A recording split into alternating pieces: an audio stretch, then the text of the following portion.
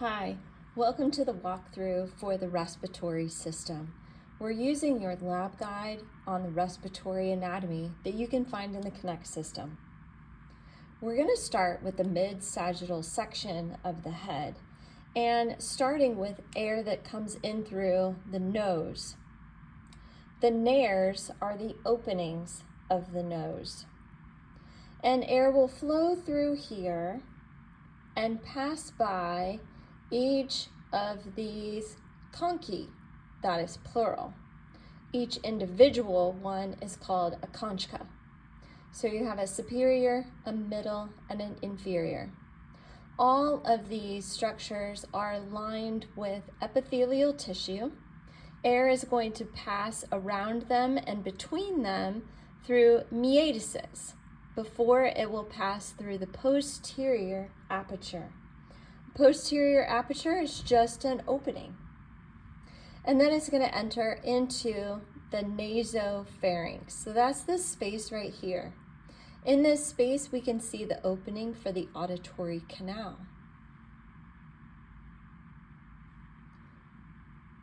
The nasal bones would be right up here. And this blue that is outlined is the cartilage of the nose that helps to give it its shape. What you're not seeing on here is the divider that separates the two nasal cavities. So we don't see that in a midsagittal section, but this is part of the ethmoid bone, so the superior and the middle concha, and these two structures then would have adjacent to them a nasal septum. And the first part of that nasal septum is going to be the ethmoid bone called the perpendicular plate. Below that, we would have another bone that's not associated with the ethmoid bone, but that would be the vomer. The vestibule is a little hallway. It's basically the space right here where air is initially coming in. And then the fossae are the left and right nasal cavities.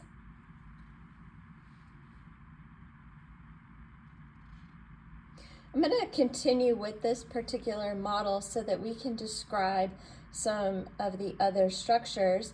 So I mentioned this is the nasopharynx. Then air would enter into the oropharynx, so this space here. And then it would enter into the laryngopharynx, which is the pharynx part just before the larynx. We can also identify the hard palate, which is bone, and we can identify the soft palate back here, which leads then to the uvula.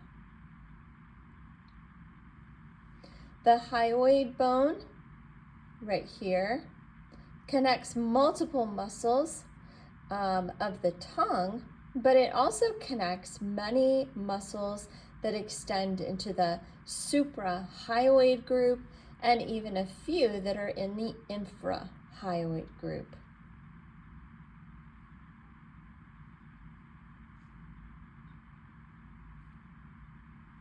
We can also look at the sinuses. So let me just move our model so that we are now going to be looking at a coronal section or a frontal section. The depth of this coronal section allows for you to see several structures, including some of those paranasal sinuses. So we have the maxillary sinuses right here. And you can see the nasal cavity right here with the ethmoid bone at the top, the vomer down here towards the bottom, and up here at the top we have the ethmoid sinuses. This is the oral cavity. So air can also come in through the oral cavity. And finally, we're not seeing the frontal sinus in this deeper coronal section, but we can see it on the midsagittal section.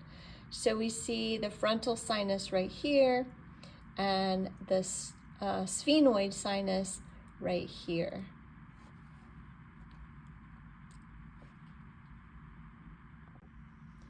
Now let's have a look at the larynx model.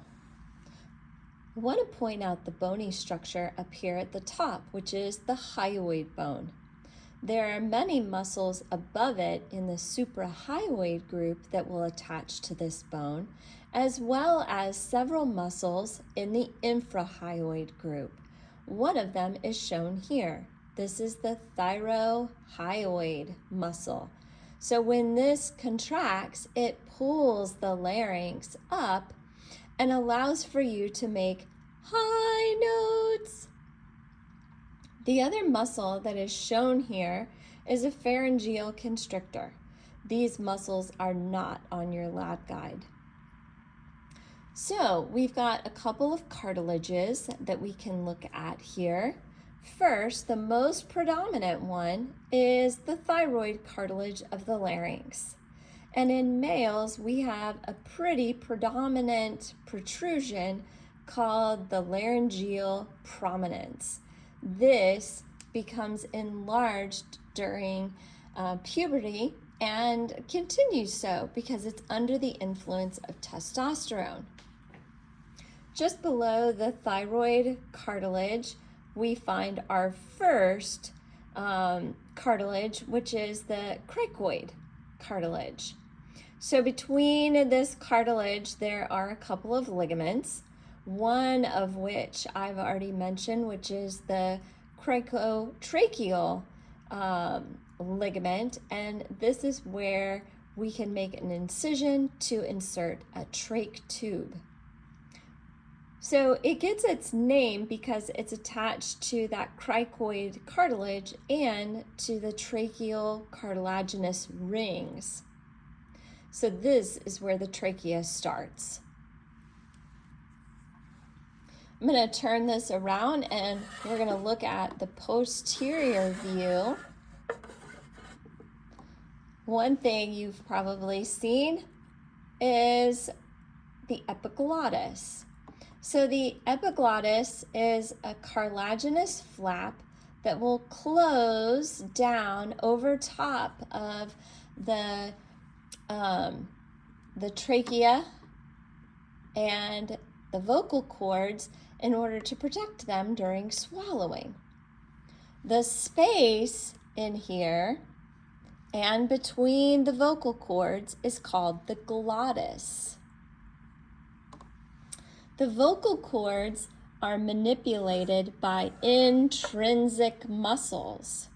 Those intrinsic muscles are attached to the corniculate cartilages and the articulate.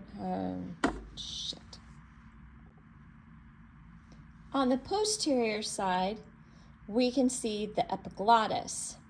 During swallowing, the epiglottis closes off the trachea, closing off the larynx, so that food will go down the esophagus. When this closes off, we see a small space in here. The space is called the glottis, and it extends between the vocal cords as well. Now, the vocal cords move based on intrinsic muscles. So these are some of the intrinsic muscles, and they are attached to the arytenoid cartilages and the corniculate cartilages. So corniculate, corns, these are like little horns. And so these are going to move and rotate in order to manipulate the vocal cords for sound and vocalization.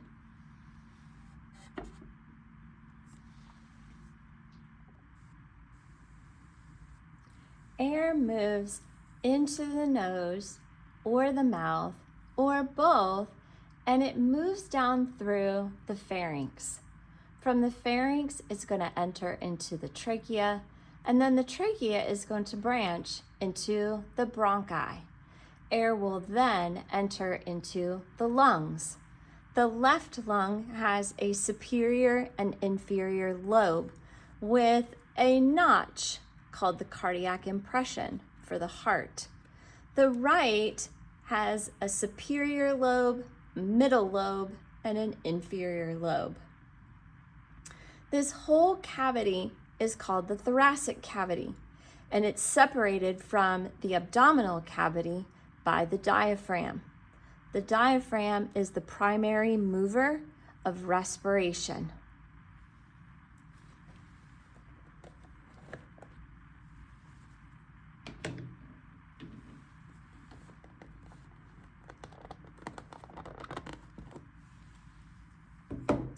This is the bronchial tree.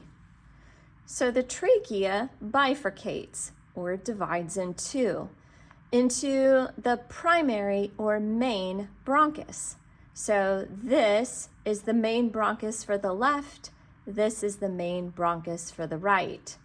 On the left side, because there's only two lobes, a superior and an inferior, this is going to branch only 2 times. So these are your secondary or your lobar branches. Lobar because we are talking about lobes, and secondary because these are the second branches. And then we have tertiary branches or segmental branches. So within each of the lobes, they are further subdivided into segments, and the tertiary or the segmental bronchi are going to enter into each of those segments. The same thing is going to happen on the right side, where the primary or the main bronchus is going to divide into secondary or lobar branches. And so we have 3 lobes over here, so it will branch 3 times. And then again, like we have segments on the left side, we will have segments on the right. And so these are your segmental or your tertiary bronchi. The bronchi are going to lead all the way down to the bronchioles. And the bronchioles have a little bit of cartilage around them, but it's not fully surrounding them. And they have a little bit of smooth muscle. So they do have a way of bronchoconstricting and bronchodilating. But once air passes the terminal bronchioles, we are now into the respiratory zone. So the respiratory bronchioles, all the way down to the level of the alveoli, are going to allow for gas exchange to take place. So effectively, oxygen will diffuse from the alveolus into the capillaries, and carbon dioxide will diffuse out of the capillary and back into the lungs, and breathing will continue. When gas exchange takes place in the lungs, the resulting blood is going to flow back to the heart in these pulmonary veins. So veins go back to the heart. These are fully oxygenated, and they're going to go back to the left side of the heart in order to be pumped out to the rest of the body. For blood that is deoxygenated, has returned from the body, that blood is going to leave the heart through the pulmonary arteries, so away from the heart and into the lungs in order to exchange that carbon dioxide for oxygen. Now these vessels are going to enter into the lung through the hilum. The hilum is a slit or an opening in the side of the lung that will allow for those vessels to pass through. It also allows for the bronchi to also pass into the lung.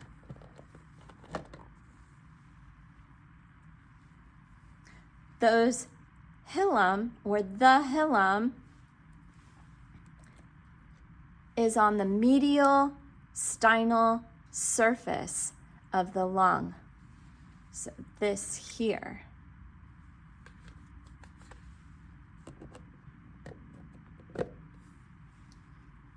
The surface that is in contact with the ribs is called the costal surface. And all of this is housed within the thoracic cavity.